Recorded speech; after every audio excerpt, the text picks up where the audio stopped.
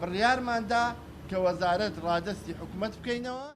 یەکگرتووی ئیسلامی کوردستان لە کۆنفرانسێکی هەواڵیدا دەست لە کارکێشانەوەی وەزیری کارەبای ڕاگەیان، بەڵام دۆخی سیاسی هەرێم ڕێگر دەبێت ئەم بڕیارە بە زوویی جێبەجێ بکرێت.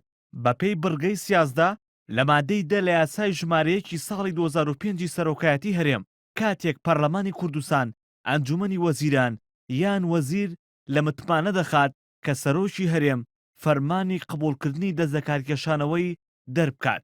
ئەمە لە کاتێکدایە کە مەسعود بارزانی لە نۆزدەی ئابەوە بۆ چوونی جیاواز لەسەر پۆستی سەرۆکایەتەکەی دروست بووە و پەرلەمانی کوردستانیش نزیکەی 3 مانگا کۆ نەبۆتەوە و سەرۆکی پەرلەمانیش ڕێگری لێ دەکرێت بگەڕێتەوە هەولێر، بۆیە پەرلەمان ناتوانێت کۆ ببێتەوە و بڕیار لەسەر ئەم کێشانە بدات.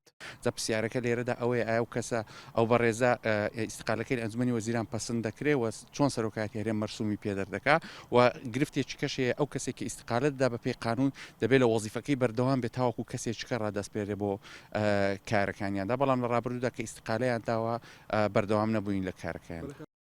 یەکگرتووی ئیسلامی جگە لە وەزیری کارەبا بە وەزیری کاروباری حکوومەت و پەرلەمان و وەزیری کاروباری کۆمەڵایەتی و دەستەی گشتی ناوچە کوردستانەکانی دەرەوەی هەرێم و فەرمانگەی ڕێکخراوە ناحکومەکان لە حکوومەت بەشدارە.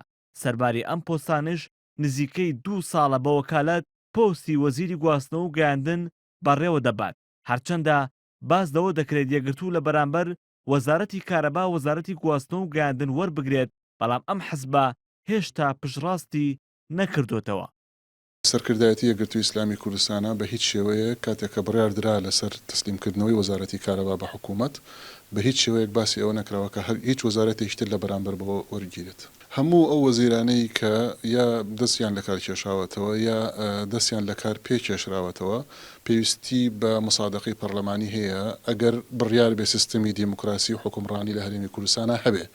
بە پەکخستنی پەرلەمان پەکخستنی ئەو پرۆسانش هەمووی لەگەڵدا دروست ئەبێ، بۆیە بێگومان بە دڵنیاییەوە ئەبێ پەرلەمان مصادقە لەسەر دەست لە کارکێشانەوەی هەموو وەزیرەکان بکات. دەست لە کارکێشانەوەی وەزیری کارەبا یەکەم حاڵەت نییە. ناوەڕاستی ساڵی 2014 وەزیری گواستنەوەی هەرێم کە پشکی مەسیحەکانە باوەی خراپی بارودۆخی مەسیحەکان وەک هەڵوێستێک دەستی لە کار کێشایەوە، بەڵام هێشتا دەست لە کارکێشانەوەکەی قبوڵ نەکراوە.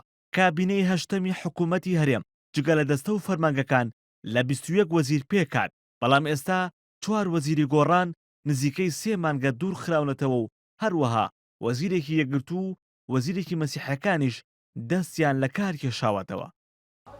2 ساڵ پێش ئێستا لەسەر دابەشکردنی پۆستەکانی حکوومەت حزبەکان لەم شوێنانە کۆدەبوونەوە و هەریەکەشیان داوای زۆرترین وەزارەتی دەکرد، بەڵام ئێستا بەشێک لە حزبەکان کۆدەبنەوە بۆ ئەوەی وەزارەتەکانیان ڕادەستی حکوومەت بکەنەوە.